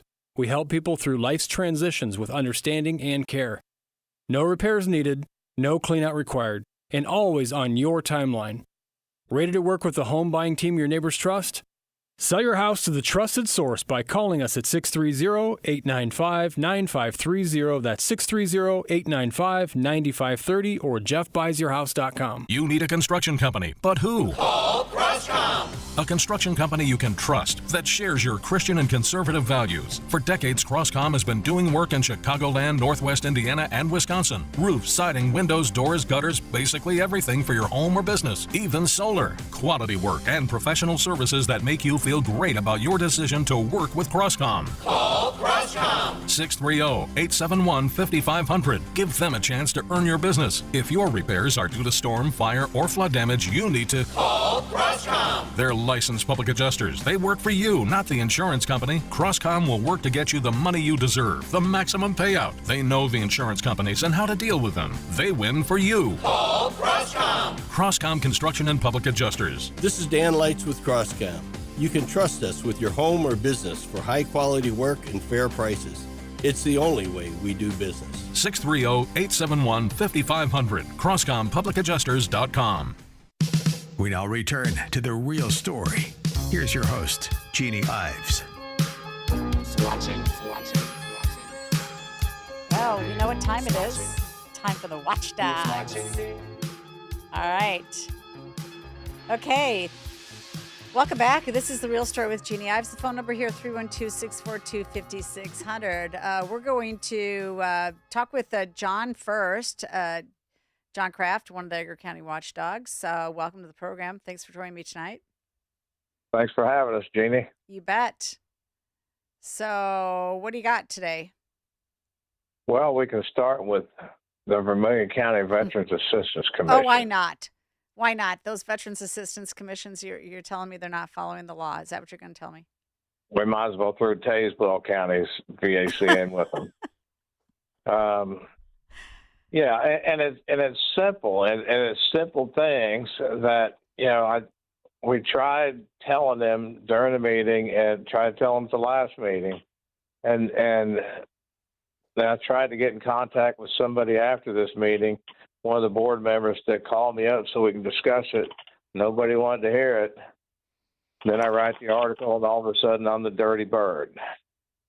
Yeah, so I think people need, look, let's just slow down here for a minute. Oftentimes you'll get a tip and you'll say, well, okay, this isn't necessarily quite criminal yet. They just don't know what they don't know. So we're going to go in, we're going to tell them what the law says, answer any questions they have. And yeah, sure, sometimes people will respond and say, oh, I didn't know that we had to do this, or I didn't know we had to do that. And they'll correct it. But oftentimes people just completely blow you off, at which point you write about it and then you're the bad guy. Yeah, I mean, the comment I got on this article, which I'll explain in a little bit, was Veterans don't care about the Open Meetings Act, and veterans don't care if all the T's are crossed and the I's are dotted. Well, yes, we do. That's what we did in the military. Yeah, that's We right. crossed all the T's and dotted all the I's. So, and with this, Vermilion County, they held a meeting. They obviously don't know how to operate according to the Open Meetings Act. So they obviously haven't read the Military Veterans Assistance Act either. So what they did, first off, each year, each veteran service organization like American Legion, Marine Corps League, VFW, and Disabled Veterans America, other ones, appoint a primary and alternate commissioner to this commission.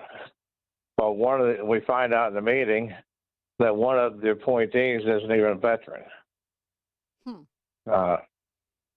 So he packed up and left. Okay. The other issue is they were going to adjust their bylaws to remove some of the superintendent's responsibilities because they didn't like what she was doing. Well, she was complying with the Veterans Assistance Act. She can make purchases. All she has to do is get the detailed invoice, send it to the commission members, and pay the bill. They don't get a vote on it, but the board was insisting that they had to vote on it before it's paid, and they wanted to take away her ability to, make purchases. But that's not what the act says. So how does she get elected as superintendent or in charge of the Veterans Assistance Commission? The commissioners appoint her as the superintendent. Well, they chose her then, and now they don't like her? Yeah, and then they went into closed session, and they fired her. You can't do that. Well, it wasn't on the agenda to fire her. Okay, that's two wrongs. They went into closed session, they came out, took a vote, and fired her. Well, the process is about 20 words in the Veterans Assistance Act. In order to remove a superintendent, 3 delegates from at least three different veteran service organizations have to file a written request calling for that removal, then a vote from a majority of the full commission membership. So there's 2 steps.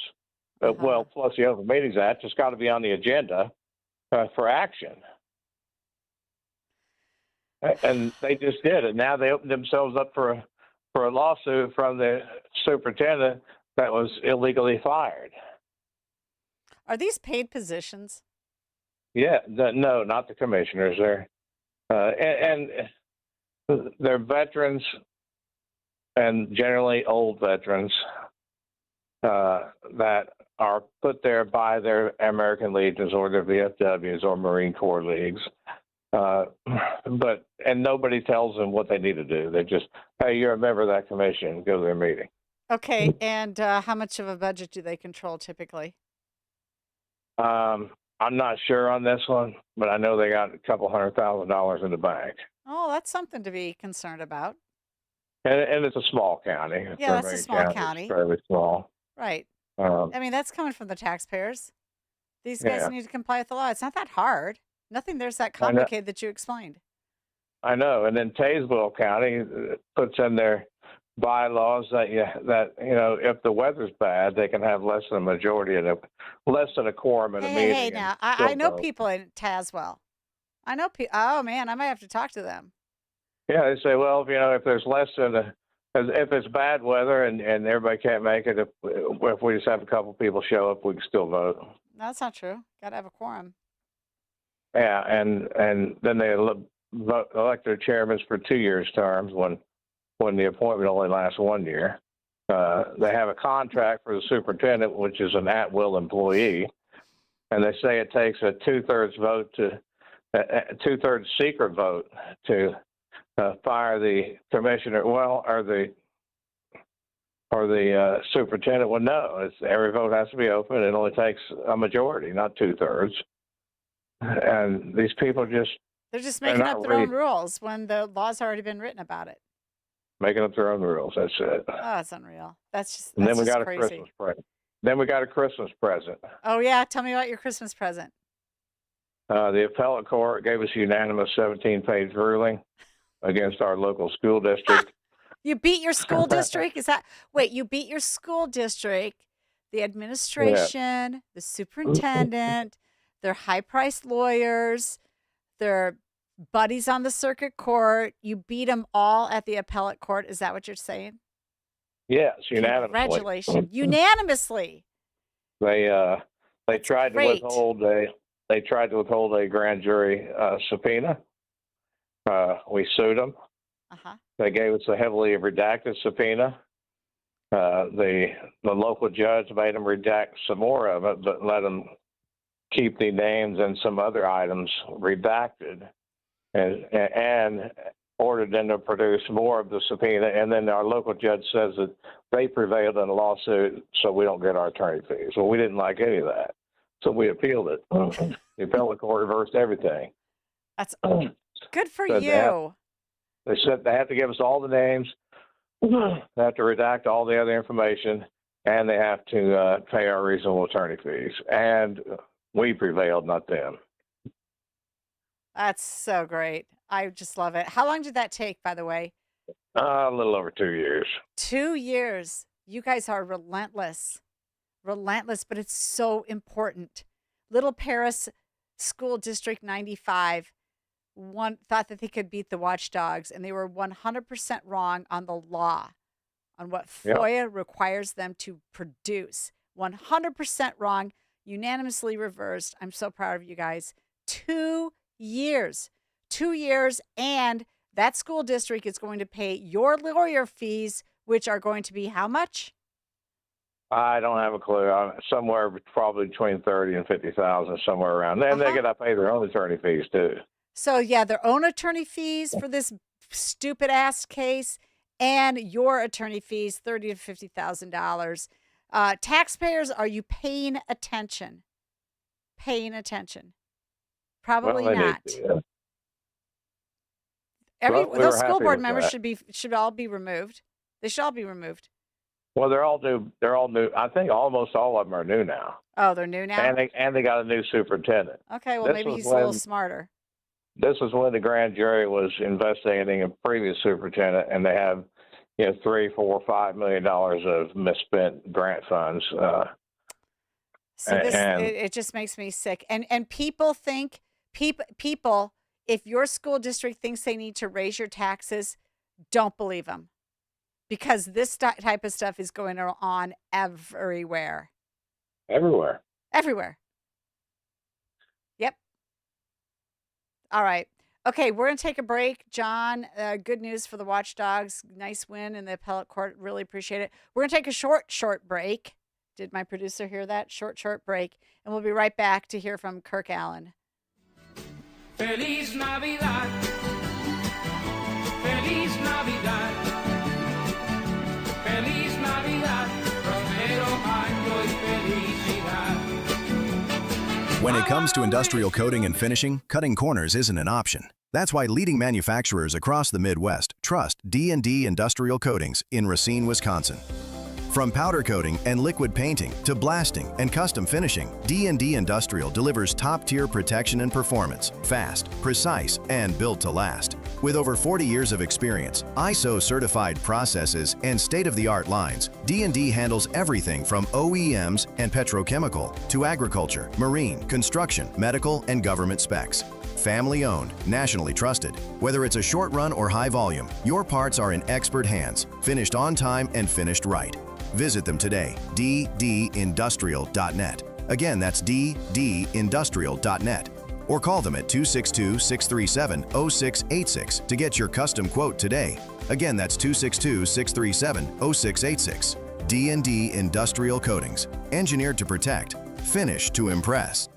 Making the switch to a new communications and IT company may seem like a big ordeal, but if you're not getting the reliable support, consistent internet, and secure solutions your company needs, meet Access One, your local Chicagoland IT experts. Access One has been powering Chicago businesses with secure, reliable IT solutions for over 30 years from our headquarters right here in the West Loop. Whether it's VoIP phones, dedicated internet, managed cybersecurity, cloud backups, or 24/7 support, Access One is here for you. Serving thousands of companies from Naperville to the North Shore, Access One is Chicago-owned and Chicago-run, a trusted IT partner for law firms, clinics, tech startups to manufacturers. We'll make the switch easier than you think. Let's talk. Call 800-804-8333 or visit accessoneinc.com. Rated top 5% in customer satisfaction and a Better Business Bureau A+ rated business. That's accessoneinc.com. Tech made personal, locally. The following advertisement includes a celebrity impersonation. You know, nothing beats the comfort of a perfectly heated home. And when it comes to heating your home, Air Right Heating and Cooling does it the best. And they love our country. Beautiful people. Air Right Heating and Cooling is fast. When your furnace breaks down, they'll fix it right away. Just like that. Big time results. No waiting around. You get the job done right. And let's face it, who doesn't love being warm, right? It's beautiful. When it's freezing, I crank up that amazing furnace. Burn, baby, burn. Trust me, you'll say, wow, I've never felt this warm in my life. If you like keeping your hard-earned money, then contact Air Right Heating and Cooling. Tell them AM 560 sent you, and right now you'll receive $56 off any service. Unbelievable. Visit Air Right Heating and Cooling today at AIR-RITE.com. Again, that's AIR-RITE.com. Air Right Heating and Cooling. Doing it right since 1959. Hi, I'm Todd Avakian. And I'm Andrew Del Rey with Union Home Mortgage. Buying or refinancing a home isn't just about numbers, it's about people, families, dreams, and finding the right path forward. That's what drives us every day, helping folks lower debt, secure better terms, or finally own a place they can call home. Over the years, we've had the honor of helping Charlie and Erica Kirk with their home loans and Hugh Hewitt and his family for more than a decade. But the truth is, we bring that same care to every client we serve. We know how stressful this process can feel, and we make it simple, personal, and built around you. Whether you're buying your first home, refinancing, or consolidating debt, we're here to help you take the next step with confidence. Visit andrewandtodd.com. That's andrewandtodd.com, or call 888-888-1172. andrewandtodd.com. Real help for real homeowners. 888-888-1172. You're listening to The Real Story with your host, Jeannie Ives. Welcome back. Thanks for joining me. We've got Kirk Allen on the line, and we're going to get through this really good story here. Kirk, tell us what was going on between Coles and Douglas County and this police officer who allegedly, or it appears to have, falsified records. I mean, this is something everybody needs to listen up to, because it deals with whether or not you can trust people who are wearing a badge and have the ability to arrest you, and who is in charge of them, and what are they letting him get away with. Go ahead, Kirk. Thanks for having us, Jeannie. Yeah, this is an former Arcola police officer that was let go for a laundry list of malfeasance, and he was given the option to resign in lieu of being terminated. And the day after he received that notification, he signs a resignation letter effective immediately. Well, that was on the 12th of January in 23. Well, his time cards, he signed a time card, and his supervisor signs it, the approving department head, which I'm assuming is the police chief, can't read the signature. And he put in there that he worked 8 hours a day 3 days after he had resigned, and he got paid for it. Now, I'm not sure what everybody else understands of resignations, but all the case law we've ever seen, especially with employees, when you resign effective immediately, your pay stops. Mm-hmm. You get no more benefits. You get nothing. But he turned in a time card for another 3 days of pay. Yeah, and then? Ironic. Well, it's one of these rabbit holes. The more you start digging, the more you find. He files an application for employment on the 13th. Now, that's the day after he resigned. And one of the questions was, are you currently employed? And he marks yes. Well, That's a lie. I'm sorry, but that's a lie. You're not employed. You resigned the day before. And amazingly, the city of Mattoon that hired him is defending this guy, saying, well, he thought he was working through the 16th since the initial letter told him that's when he would be terminated. Well, no, it said that's when he would be terminated if he doesn't resign, in lieu of termination. Yeah, so wait. finding- Let's just stop there for a minute. He's given the choice. You either resign now on the 12th or you're going to be terminated on the 16th. And he knows that if he's terminated on the 16th, that gives him a bad employment record and it's going to be hard for him to get a job again. So instead, he resigns. And then he goes Correct. ahead and gets hired by another sort of neighboring or in close proximity police department. Do these people not talk to each other? Well, that's the the guy ironic was part. was going to be terminated for cause, it appears. Well, based on the letter, it's a lot of causes, from fabricating evidence to falsifying records. It's a laundry list of stuff. And then a amazingly- neighboring police department picks him up. And they're defending their hiring, claiming that there was nothing in the record that would prevent him from being employed. Well, we covered it earlier in the show. We're just going to hire non-citizens. That's what we're going to do instead. Right. We'll just put them in, wherever we want to, and they can have arrest privileges when they're not even a citizen. They can arrest citizens. And so now we can just also have other police officers who terminated in one community or are going to be terminated in one community and just go ahead and get hired in another one. Well, and as we've always said, when you start digging down the rabbit hole, there's always more. This guy's history, his employment history on his applications are inconsistent from one place to the next. And in one application for Arcola, he claimed to have had an associate's degree in criminal justice, yet in his application for employment with Mattoon, he marked NA in the column for degree, meaning not applicable. Well, I think it would be applicable if you had a degree. He also outlines that he was an EMS dispatcher in Coles County from 2012 to 2018. Well, this probably is a failure on the dispatch system and the 911 director. He was never licensed by the Department of Public Health to be a dispatcher until 2016. So it appears he operated without a license for 4 years. Yeah, it's probably their fault, though, because they never made him. Right. And that's what we had here in Edgar County. We had dispatchers that weren't licensed for 6 years. That's how you started your whole adventure here as a watchdog, is because of that. Right. And it just amazes me when you start asking for records. One FOIA response leads to 10 more questions and 5 more responses. And this is a perfect example of it. And we're not done yet. There's more to come on this one. And this guy now is currently the lead investigator for the city of Mattoon. And if this is the level of detail that he pays attention to, I think we're in trouble in Coles County. Look, I can understand how somebody would resign a position because, there's maybe a personality issue. There's just can't get along with particular leadership or, that happens. That actually really does happen. But right. And so another organization picks him up and says, well, he's doing great with us and he's just fine. But this one appears like there was real reasons to be concerned about him, and that's why he was being terminated. Correct.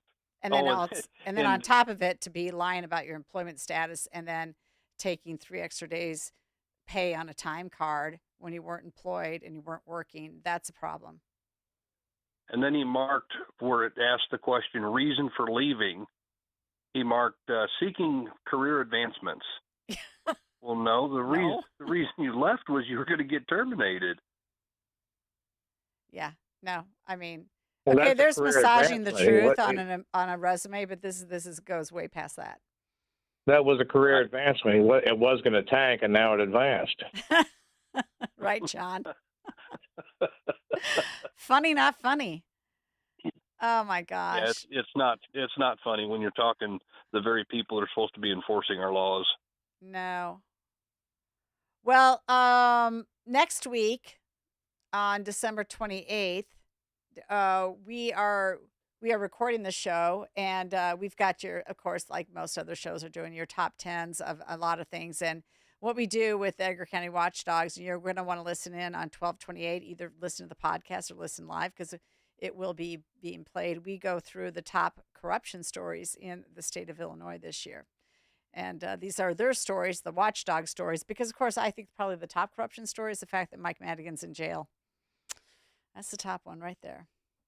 But so we go through that with them. So I want to thank you guys for being on this whole year again, and appreciate what you guys do, and the fact that you're still at it 15 years later. You're making a difference. You truly are. Well, thank you, and Merry Christmas to you and your team. Yeah, Merry Christmas to both of you. Really appreciate you. All right. Okay, and just to put a finer point on everything, it's just been a great year to connect with the listeners here, and I've got a special treat for you next week as we do recount some of the top state and federal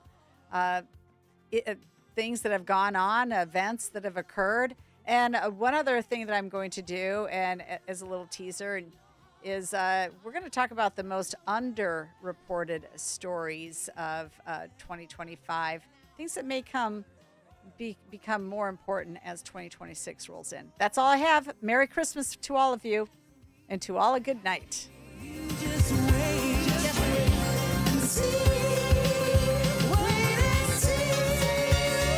Trish Regan provides the analysis you need each day on the Trish Regan podcast. The Democrats getting so desperate, first of all,